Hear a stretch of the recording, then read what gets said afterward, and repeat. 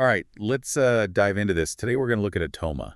For those of you deep in the crypto space, you already know how much potential there is in blockchain. But what if it could totally revolutionize AI? Well, that's what Atoma is trying to do. Definitely a bold vision, but one that I think will resonate with a lot of crypto folks, especially those who already are familiar with decentralized systems. Exactly. And it's about time we address the big questions surrounding AI, like how to make it secure, who controls our data, can we trust these systems? Atoma is stepping up to tackle all of that. And doing it in a way that's very familiar to anyone who understands blockchain. Transparency, security, user empowerment, it's all there. So give me the rundown. What exactly is Atoma at its core?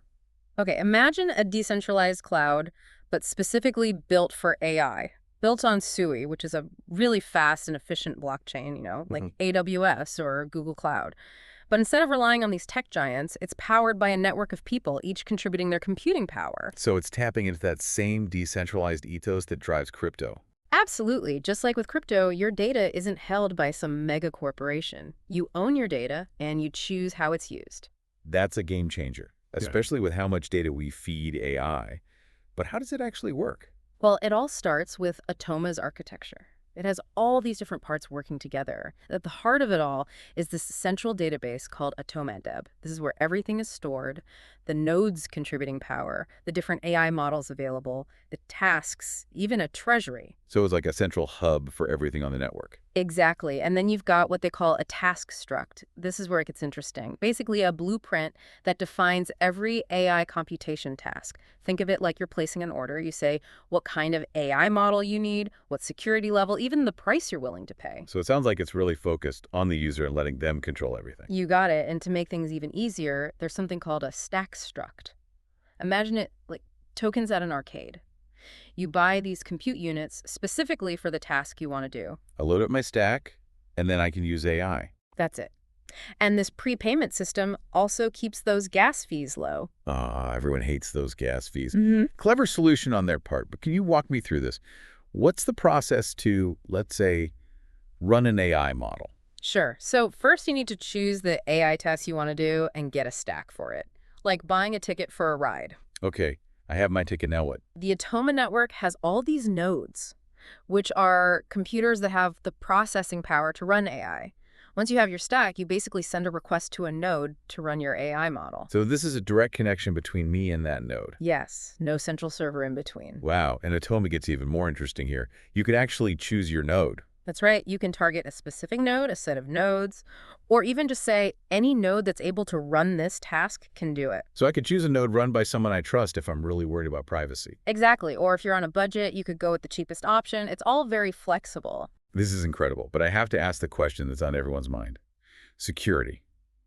How does Atoma make sure that all this data and the AI models are protected, especially since it's about users' own data? That's where things get really brilliant. And that's what we're going to cover next.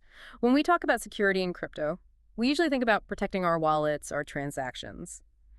But when it comes to AI, things are a bit different, right? The stakes are much higher. It's not just about losing money. It's about our privacy, our data, our identity, all that. Exactly. And with traditional AI, these systems are like black boxes. We put data in, get results out. But who knows what's happening in between? Right. We don't know how accurate those results are, or even if our data is being used responsibly. And that's where Atoma introduces something called the walrus layer. You can think of it as a guardian, keeping an eye on the whole network. Okay, I'm all ears. How does this walrus thing work? So let's say you want to run an AI model on Atoma. You create a request, but this request isn't just sent out randomly. First, you sign it cryptographically, adding your own digital signature. Like putting it in a sealed envelope. No one can tamper with it. Exactly. And then you store this signed request on the walrus layer. It's like a public record. Everything is timestamped. So there's proof that I made that request. That's right. So when you choose a node to process your request, you don't send the whole request, just a unique ID, a blob ID. So it's like giving the node a key to open my request. Yeah, perfect analogy. The node then fetches your request from Walrus, verifies your signature, and then processes it. So no one can mess with it along the way? That's the idea. But what if a node tries to cheat? Takes your request, claims they did the work, but actually just kept the reward? Yeah, and you need a way to stop that from happening. Absolutely. And Atoma has a solution. Remember those stacks we talked about? Nodes actually have to put up some of their own crypto as collateral. Like a security deposit. Exactly. Now, if a node doesn't do the work, you as the user can dispute it. And then the node has to prove they did the work by providing the results. And that blob ID to show they accessed your request from Walrus. And if they can't, they lose their collateral. You got it. It's called collateral slashing. It's a pretty common way to keep things honest on the blockchain. Like a built-in security system. And Atoma has even more layers of security to keep things safe. One of the most interesting is sampling consensus. Okay, sampling consensus. Tell me more. So verifying AI calculations, especially with these huge language models, it can be tricky.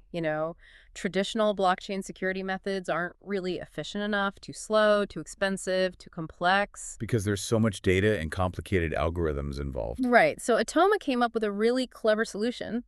Instead of every node on the network processing the task, which would be a huge waste, they randomly select a small group of nodes. It's like choosing a small group to check the work. Yeah, exactly. Each of these nodes does the computation separately, and then they generate a kind of fingerprint of their result. A fingerprint. A cryptographic fingerprint.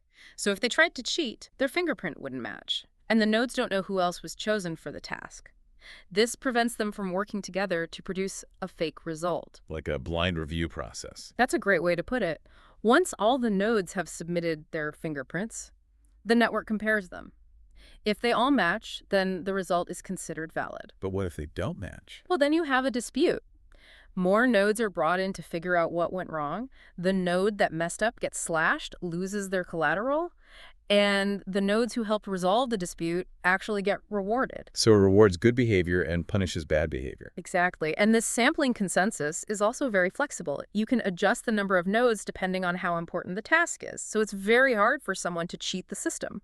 So for a basic task, you might only need a few nodes to keep costs down. But for something really important, you can increase the security. Exactly. It's all about finding the right balance. And there's another version of this called cross-validation sampling consensuses. It's used when there's less risk of someone trying to cheat. Okay, so how is cross-validation different? Well, in this version, most tasks are handled by just one node. So it's faster and cheaper. But I'm guessing there's a trade-off. Of course. The level of verification is slightly lower. It's still secure, but it's not for those really critical things, where even the tiniest error is a big problem. So it's about choosing the right tool for the job. Right. For everyday AI tasks, cross-validation is perfect. But for something like medical diagnoses, you'd want that extra security. Makes sense. And Atoma even has something called node obfuscation.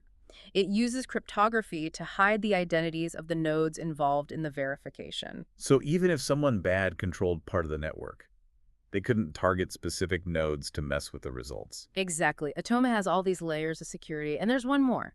Trusted execution environments, or TEEs. Ah, T's, those secure enclaves in the hardware. Think of them like little fortresses within the nodes, providing a hardware-level guarantee of security and isolation. So even if the node itself was compromised, the data inside the T is still safe. That's the idea. Atoma is working on integrating TEs with sampling consensus to create a truly secure environment for AI computations, especially for things like training AI models on private data. That's huge for industries like healthcare, where privacy is so important. You could train an AI on sensitive medical data without it ever leaving that secure space. Exactly. Opens up a lot of possibilities. But there's one more challenge that Atoma is tackling. Okay, what's that? One of the things that makes AI so powerful, but also hard to verify, is that it can be non-deterministic. Non-deterministic. Basically, it means that even if you give an AI model the same input, it might give you a slightly different output each time it runs. So there's randomness built into it. Exactly. It's often because of techniques like next token sampling, which adds that unpredictability, makes AI feel more creative, more human. Okay, I get that, but how do you verify something if the results can change? Well, that's another area where Atoma is really innovative. To make sure things are consistent, they make sure all nodes use the same random seed when processing a request. So it's like everyone is using the same formula for the random numbers. Exactly. And they encourage nodes to use the same hardware as well. Minimizes those little variations that can come from different hardware. So it's about standardizing things as much as possible. Right, and they're always working on new ways to improve this process, like using a log file of floating point approximations. So constantly iterating and getting better. Yep, and it's important to remember, Atoma isn't looking for perfect matches all the time. They have some tolerance built in because AI is probabilistic, you know? It's a more realistic approach. It reflects how AI actually works. Exactly. It's not about expecting AI to be a perfectly predictable machine.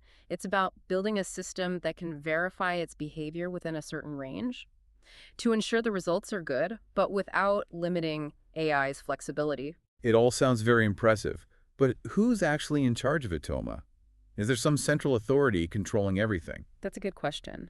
And it really gets to the heart of what makes Atoma different. They are completely committed to decentralization, and that includes how they're governed. So no one is secretly running the show. Nope.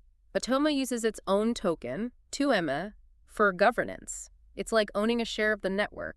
The more Toma you have, the more voting power you get. So it's like a democracy, but your vote depends on how much you're invested. Exactly. Token holders vote on all kinds of important decisions, like upgrades to the system, fees, new AI models, even how rewards are distributed. That way, Atoma grows in a way that reflects what the community wants. Right, and to prevent one person from having too much power, they use things like quadratic voting, which gives more weight to smaller stakeholders. So it prevents those with a lot of tokens from controlling everything. Exactly, and it's a system that's constantly evolving. They're always looking for ways to make governance more inclusive and transparent. Very impressive. They've really thought about governance from the beginning. It sets them apart from a lot of other projects. We've talked a lot about the technical details and the philosophy behind Atoma, but what about practical uses? How could it be used in the real world? That's the really exciting part. Atoma has so many potential applications. It's like a Swiss Army knife for AI. Give me some examples. What can it do? Well, we can think about it in two ways. Applications that users like us would use, what they call externally owned requests, and applications driven by smart contracts. Okay, break that down for me. So externally owned requests are the things you'd interact with directly, probably through your crypto wallet, like AI chatbots, tools for creating content, or even marketplaces for AI services. So things that let people use AI in their daily lives. Exactly. And because they're built on Atoma, they have all those security and privacy benefits we talked about. So an AI chatbot that's actually smart, personalized, and doesn't track everything I say. Precisely. Or imagine using AI to create music, write code, design websites, all without needing to be a tech expert. That's incredible. It makes these tools available to anyone. And because Atoma is decentralized, there would be a whole marketplace of these tools to choose from, all with different features, capabilities, and prices. Like an app store for AI, but without the big tech companies controlling everything. Exactly. And then you have the applications driven by smart contracts. This is where things get really interesting. I'm ready for the next level. What can we do with smart contracts and AI? Well, imagine a decentralized finance protocol that uses AI to analyze market data and make investment decisions, all while being completely transparent. No more black boxes in DeFi. That would build a lot of trust. And it goes beyond finance. Think about DAOs, those decentralized organizations. They could use AI to improve their governance processes. So AI could help DAOs make decisions faster, analyze proposals, even resolve disputes. Exactly. And Atoma's verification system ensures that the AI is being fair and transparent, which builds trust among the DAO members. Like having a neutral, super intelligent helper making sure everyone is on the same page. And these are just a couple of examples. Atoma is a platform for the future. It's ready to be used in ways we can't even imagine yet. It's like building the foundation for a whole new generation of applications, combining AI and blockchain. And that's just the beginning. Atoma isn't just about changing how we use AI. They also want to change how we develop it. Okay, I'm intrigued. What's next for Atoma? They're looking at decentralized AI training. Decentralized AI training. Wow, that's ambitious. How could that even work? Well, right now, training these massive AI models, it takes a ton of resources. You need so much data, so much computing power. It's why it's mostly done by big tech companies. They're the only ones who can afford it. So it creates this kind of AI monopoly. Exactly. But Atoma's vision is to change that, to make AI development accessible to everyone. They want to use their decentralized network, so anyone can contribute their computing power and data to the training process. So instead of relying on these huge data centers, you could have a global network of people training AI. Yeah, it's like crowdsourcing AI development. And it's not just about resources, is it? Decentralized training could lead to more diverse and innovative AI. Absolutely. You'd have people from all over the world with different backgrounds, different perspectives, all contributing to the process. It could lead to AI models that are less biased, more representative of the world, more beneficial for everyone. That's the idea. But how do they make sure this decentralized training is secure and reliable? I mean, there are a lot of moving parts. Well, that's where all the things we talked about come in. Sampling consensus, T's, the walrus layer. They all work together to create a secure and trustworthy environment for training. So it's built on their existing technology. Right, and they're also working on new ways to reward people for contributing their resources to the training. So just like running a node, there's a financial incentive to participate. Exactly. It creates this ecosystem where everyone benefits. People are rewarded for helping AI advance. It's ambitious, but if they can pull it off, it would completely change how AI is developed. It really shows what Atoma is all about, creating a more open, accessible, and fair future for AI. You know, thinking about all of this, it feels like more than just a new technology. It's like a whole new way of thinking about AI. It's a paradigm shift. Exactly. It's about changing who has the power to shape AI. It's challenging the status quo, pushing back against the idea that only a few should control AI. It's about giving individuals and communities a voice, letting them participate in the AI revolution, benefit from its power, and help shape its development. And it's about addressing those concerns about trust, privacy, and control. You know, the things that have held AI back. Because if people don't trust AI, if they feel like their data is being misused, then AI will never reach its full potential. Exactly. Atoma gets that. That's why they focused on building a system that's not just technically advanced, but also ethically sound, transparent, fair, and puts the user in control. An AI ecosystem that works for everyone, not just a select few. And that's what makes it so exciting. It's not just technology, it's a movement. A collective effort to steer AI in the right direction. A direction that benefits all of humanity. That's something I can get behind.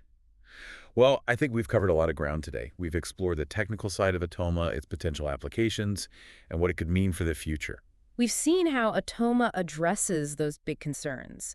Security, privacy, control, the things that have prevented AI from truly flourishing. And we've caught a glimpse of a future where AI isn't this mysterious thing controlled by a few, but a tool that everyone can use and understand. A tool that empowers individuals and communities all over the world. It's been a fascinating conversation, and I can't wait to see what Atoma does next. Me too. To everyone listening, we encourage you to learn more about Atoma, explore its possibilities, and think about how you could be a part of it. Because the future of AI is being shaped right now. And with projects like Atoma leading the way, that future looks bright. That's all for our deep dive into Atoma and the future of private AI on blockchain. We hope you enjoyed it. Until next time.